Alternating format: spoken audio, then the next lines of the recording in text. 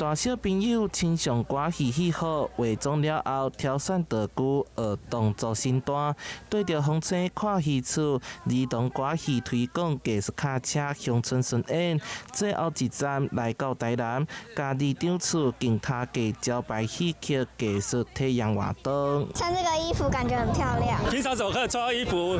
然後問說我可不可以上去演好了？大朋友小朋友用劇情融入，用 cosplay 的方式了解我們的歌仔戲文化。今年10月份到12月份，總共辦理6場系列巡演，透過抓風車藝術卡車，串聯無同表演藝術團隊，打造有武藝推廣、文化賓館、傳統藝術展景等儕意義的親子藝術饗宴，總共吸引將近1萬名觀眾感受歌戲的魅力。那每一場呢，都是看到滿滿的觀眾，滿滿的親子帶着小朋友來，然後現場反應都非常的愉快，因為大家都會覺得說，哦，原來歌仔戲可以這麼有趣，然後是他表演的故事也可以很貼近小孩子的成長啊，或者是他跟家長的那個互動的那個感覺。認識我們台灣的